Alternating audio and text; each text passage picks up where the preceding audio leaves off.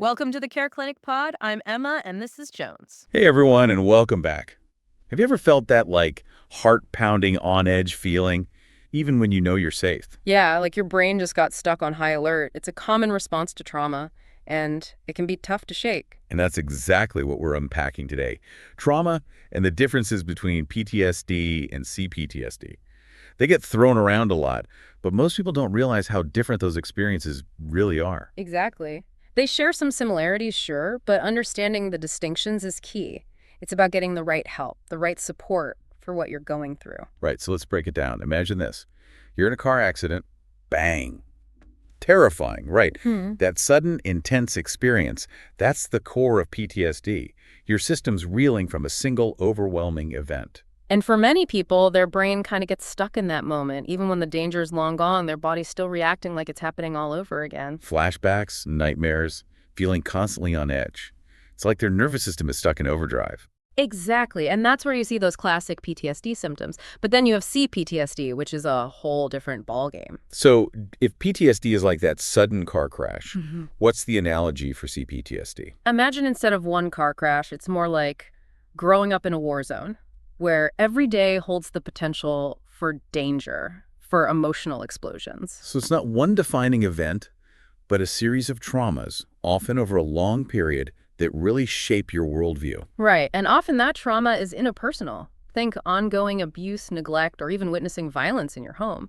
It becomes ingrained in your understanding of relationships, of safety, of the world itself. That's heavy stuff. No wonder it has such a profound impact on someone's life. Absolutely, and it goes beyond just the event itself. With CPTSD, you often see this deep struggle with emotional regulation, difficulty trusting others, a pervasive sense of hopelessness. It's like the world has taught you that you're not safe, that you can't rely on others. It makes you wonder how you could possibly move on from something like that. And that's why understanding the difference is so vital, right? Because the healing journey, the support someone needs, is going to be different depending on what type of trauma they've experienced. Exactly.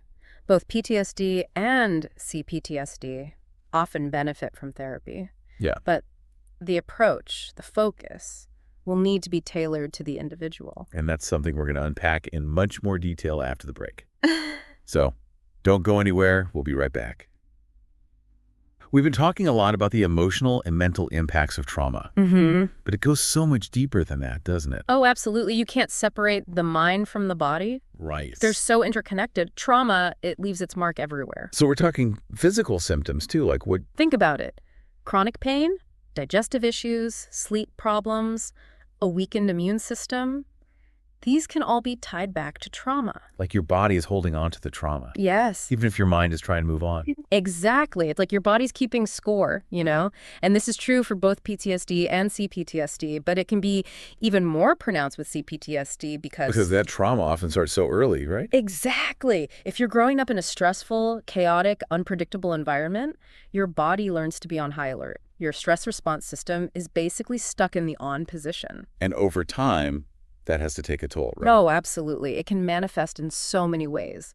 Difficulty sleeping, changes in appetite, struggling to regulate emotions, even something like struggling to regulate body temperature. Your body's just constantly in overdrive. Wow. So when we talk about healing from trauma, it's not just about addressing the emotional and mental scars. It's about looking at the whole picture. 100%. Yeah. You need a holistic approach. And that's where professional help is so vital. Someone who can assess your individual needs, your individual experiences, and tailor a treatment plan that makes sense for you. Because there's no one-size-fits-all solution, is there? Not at all. It's about exploring different therapies.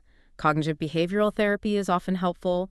Sometimes medication can play a role. Support groups can be incredibly powerful for some people. Finding that sense of community. Yes. Knowing you're not alone. Exactly. It's about giving yourself permission to try different things and find what works for you. Because healing, it's not a destination, it's a process. It's a journey. Absolutely. And it's not about erasing the past or pretending it didn't happen. It's about learning to live with it. Right. To carry those experiences in a way that allows you to also experience joy, to connect with others, to find peace and meaning in your life. I think that's such an important message. It's not about forgetting, it's about integrating those experiences into your life in a healthy way. Yes. And it's possible. That's the hope. That no matter what you've been through, healing is within reach. It is. It takes courage, it takes support, Yes.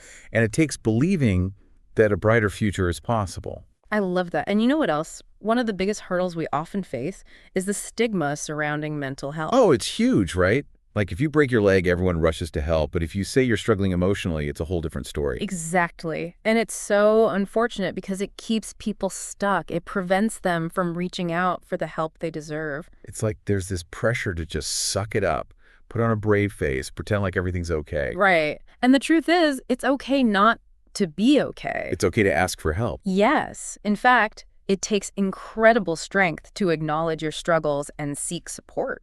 And that's what we need to be talking about more openly. We need to normalize conversations about mental health. Absolutely. Because chances are we all know someone who's been touched by trauma, whether it's a family member, a friend, a colleague, maybe even ourselves. It's so common. And it's so important to remember that healing is possible. Yes, it is. You are not alone. You are not alone. And there is no shame in asking for help. Yeah. None at all. In fact, it might be the bravest thing you can do. You know, while we were preparing for this episode, something really struck me. With PTSD and C-PTSD, it's a diagnosis, yeah, but it's not the whole story, right? Like, it doesn't define who someone is. Exactly. That's so important to remember. These labels, they have their place, but behind every diagnosis is a whole person. Right. With strengths, with resilience, with this incredible capacity for healing. And sometimes just knowing you're not alone, that there are other people out there who understand what you're going through.